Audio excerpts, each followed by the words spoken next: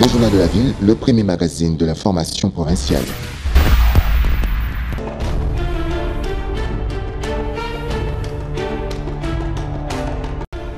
Bon début de semaine à toutes et à tous, mesdames et messieurs. Merci de faire confiance au Journal de la Ville et tout de suite les sommaires. Les honorables signataires de la pétition contre le président de l'Assemblée nationale ont déposé ce lundi leur pétition auprès du huissier de justice. La porte de l'administration de l'Assemblée nationale leur a été fermée. Vous les suivrez dans ce journal.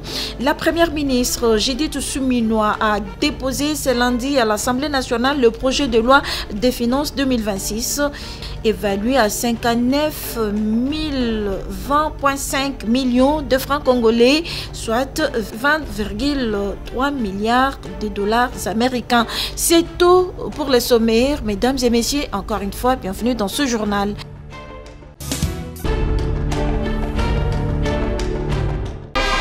L'Assemblée nationale a ouvert le lundi 15 septembre 2025 sa session ordinaire de septembre dans un contexte marqué par de lourds défis budgétaires et institutionnels. Dans son allocution d'ouverture, le président de la Chambre basse du Parlement, le professeur Vital Kamerhe, a planté le décor d'une session essentiellement consacrée à l'examen du projet de loi de finances exercice 2026, remis plus tôt dans la journée par la première ministre Judith Suminwa Tuluka, avec un suivi particulier des réformes fiscales, de la gestion de la dette et de partenariats publics-privés. Plusieurs lois d'intérêt national, dont celle sur le travail, le code pénal et la lutte contre le tribalisme et le racisme, retiendront également l'attention des députés. Tandis que les commissions devront présenter leur rapport de mission et la conférence de présidents va harmoniser le calendrier de travaux.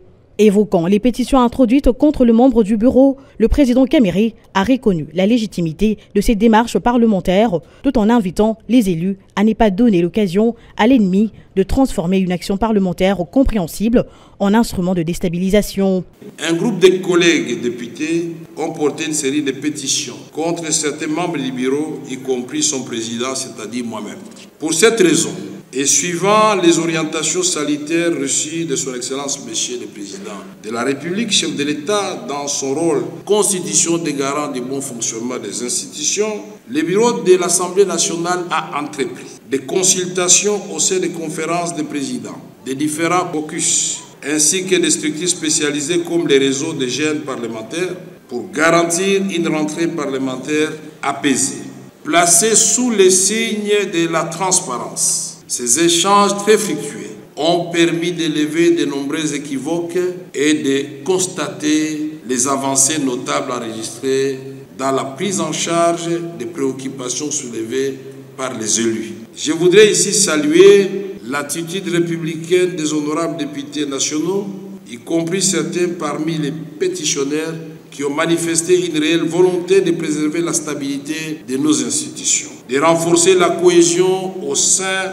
de l'Assemblée nationale et de resserrer les rangs derrière le commandant suprême de nos forces armées. Je vous invite donc à la plus grande vigilance pour ne pas donner l'occasion à l'ennemi de transformer une action parlementaire compréhensible en un instrument politique au service de son plan de déstabilisation et de division de notre nation.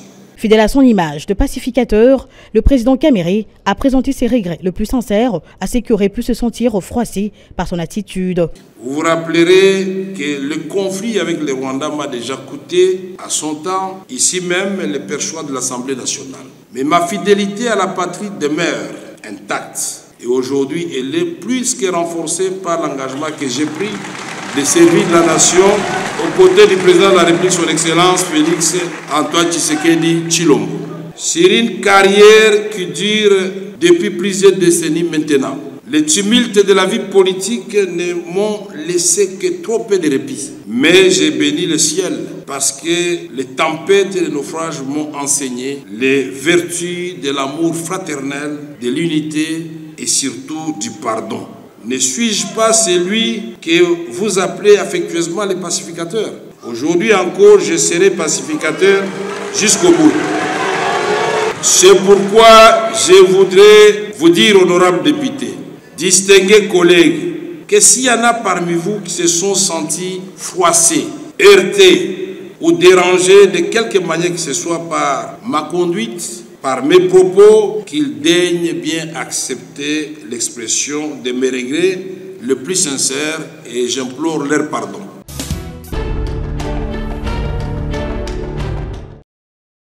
Malgré le pardon du président de la Chambre basse du Parlement, Vital Kamerhe, aux honorables députés nationaux, ces derniers promettent de poursuivre leur processus. Ils ont déposé ce lundi 15 septembre 2025 la pétition contre 5 membres du Bureau national du Parlement auprès des huissiers de justice. Honorable Crispin Bindoulé, initiateur de la pétition contre le président de l'Assemblée nationale. Monsieur Vital Kamerhe a lui-même reconnu les griefs. Il a lui-même passé aux aveux. Il a demandé pardon. Mais il doit savoir que nous, qui s'excuse s'accuse, il doit savoir que nous ne pardonnons pas. Nous continuons avec notre procédure législative parce que nulle part dans le règlement, on dit qu'un président, quand il demande pardon, il faut le laisser partir. Non. Il y a après, nous allons saisir la justice. Vous avez vous-même constaté qu'il a fermé tous les bureaux et nous avons fait recours à la justice, au huissier judiciaire pour venir déposer les différentes questions.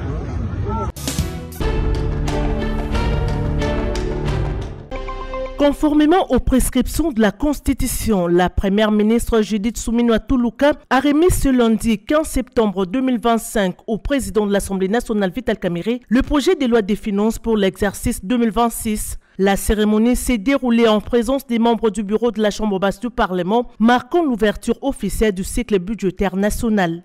En vertu de l'article 126 de la Constitution, le gouvernement est tenu de déposer les projets de loi des finances au plus tard le 15 septembre, avant l'ouverture de la session parlementaire ordinaire. En respectant ces délais, l'exécutif honore cette exigence constitutionnelle et engage le processus de planification des ressources et des charges de l'État pour l'année à venir. La première ministre a indiqué que l'enveloppe globale de ce projet s'élève à 59 000 milliards de francs congolais, soit 20,3 milliards de dollars américains, représentant une progression de 16% par rapport à l'exercice précédent. On a évidemment un accent sur les questions sécuritaires, mais aussi sur toutes les questions qui concernent l'agriculture, les infrastructures, l'énergie, l'éducation, la fonction publique. L'agriculture, vous verrez, quand on regarde à première vue, on a l'impression qu'on a baissé, mais il y a une répartition aussi au niveau des crédits d'investissement des provinces pour l'agriculture, ainsi qu'au niveau du PDL 145 territoires. Et donc, ces éléments-là se retrouvent au niveau du ministère du Plan, comme le veut la classification au niveau du budget. Dans le même élan, le gouvernement a également déposé les projets de loi de reddition des comptes 2024, acte qui traduit l'obligation constitutionnelle de transparence dans la gestion des finances publiques. Nous avons accompli notre devoir constitutionnel, a déclaré la chef du gouvernement, entourée du vice-premier ministre en charge du budget Adolphe Muzito, du ministre des Finances Dodo Fwamba, du ministre d'État chargé des relations avec les parlements Guy Luando, du ministre de la Communication et Médias Patrick Mouyaya, ainsi que du vice-ministre du budget Élisée Bokoumwana. Le président de l'Assemblée nationale Vital Kamerhe a salué la remise de ces documents fondamentaux qui constituera l'axe majeur des travaux de la session en cours. Ce geste que vous venez de poser, ce geste républicain qui va nous amener tout de suite dans le travail. Nous avons promis aux députés, après les consultations de tous les caucus, que nous aurons une conférence élargie à votre équipe ici qui traite des questions de budget et de finances. Parce que nous avons, depuis notre investiture, enregistré plusieurs rapports parlementaires, une mine d'or, qui vous permet de savoir ce qui se passe réellement dans nos circonscriptions électorales, dans nos bases respectives, avec précision et pour y apporter des réponses. Puisque les députés commencent à avoir l'impression, ils vont en vacances, ils reviennent, ils nous donnent des rapports, ils font des recommandations.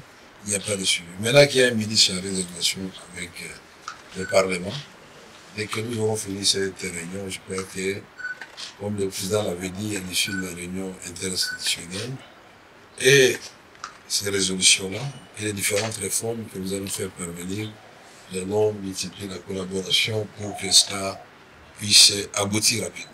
Il appartiendra désormais à l'Assemblée nationale d'examiner le texte. La Commission économique et financière sera la première instance saisie pour analyser, amender et préparer le rapport devant être soumis à la plénière. Les députés disposent d'un délai d'environ 40 jours pour se prononcer avant la transmission au Sénat, conformément à la procédure bicamérale.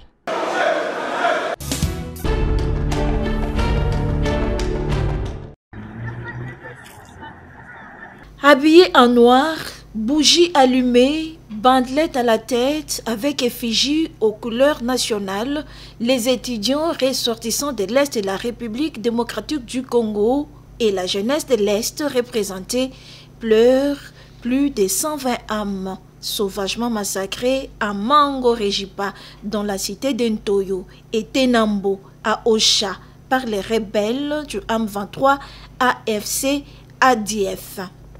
Ce dimanche 14 septembre 2025, ils ont organisé une procession avec pour point des rencontres, rond-point des Huileries pour chiter à la place des évolués où les bougies étaient allumées autour du drapeau national. Ce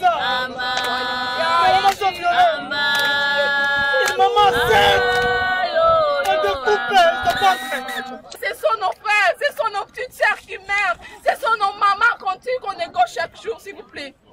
La jeunesse de l'Est de la République démocratique du Congo demande au gouvernement de la République d'organiser un deuil national pour les âmes disparues et de mettre fin à cette situation qui a duré plus de 30 ans. Trop, c'est trop, dénonce-t-il. C'est un massacre de plus, un massacre de trop. On a tué les gens à Lubero, dans la province du Nord-Kivu, mais aussi dans le territoire de Beni à Oicha. Parce que même aujourd'hui, on a tué. On organise quand même un deuil comme Saint-Paul. Okay? C'est pour ça qu'on a choisi cette place pour venir plairer les nôtres.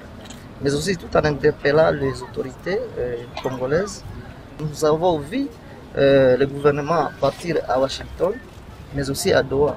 Mais la question des ADF est oubliée. Mais pourquoi? Alors que les ADF tuent à grande échelle. La jeunesse de l'Est salue les efforts déployés par le commandant suprême, chef de l'État, Félix-Antoine Tshisekedi, pour mettre fin à cette guerre et ne jure que sur la paix dans l'Est. Nous remercions les efforts de son Excellence, Monsieur le Président Félix Tshisekedi, avec l'expression de nos hommages les plus déférents. Nous sommes également reconnaissants des actions du gouvernement dans son engagement dans la recherche de la paix. Tenant compte de la gravité des faits, nous exigeons ce qui suit. Soutenir les efforts qu'il y ait un dialogue dans lequel la sécurité en général et l'éradication du phénomène ADF sera parmi les socles en vue de l'impact sur terrain. De cœur avec les âmes disparues, les jeunes de l'Est annoncent des actions de grandes envergures pour exiger la paix, rien que la paix dans l'Est de la République démocratique du Congo.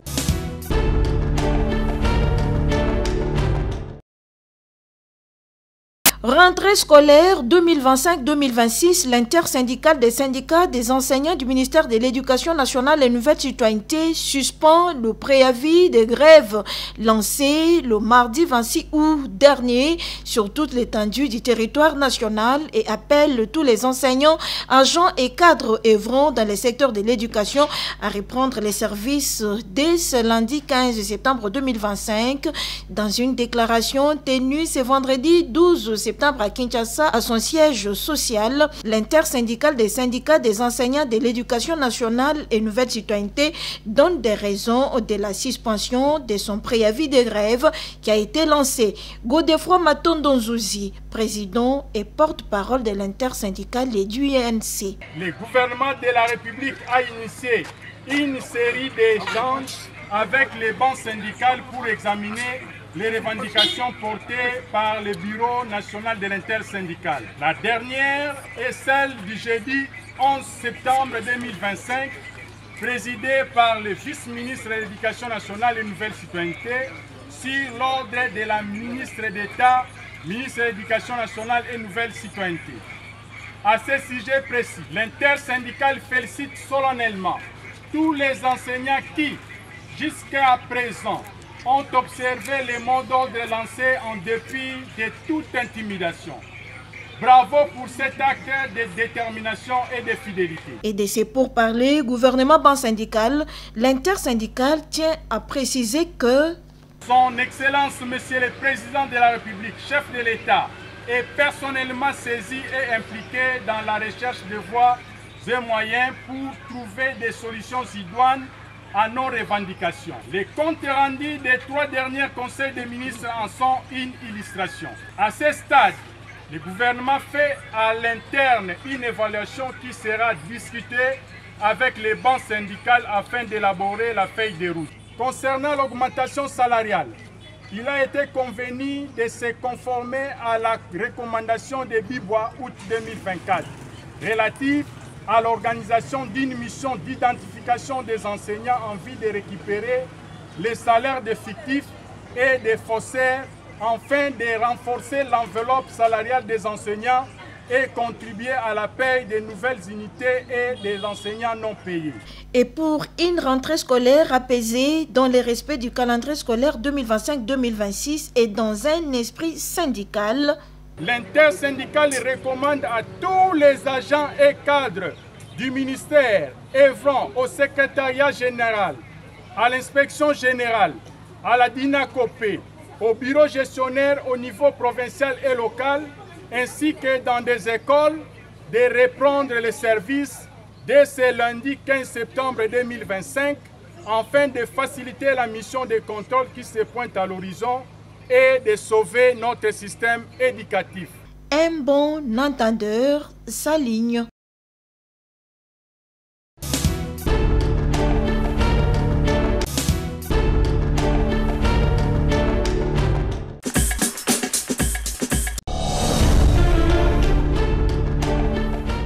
Nous sommes arrivés à la fin de ce journal de la ville, mesdames et messieurs. Merci de l'avoir suivi. Le prochain rendez-vous est fixé pour ce mardi. Et d'ici là, portez-vous bien.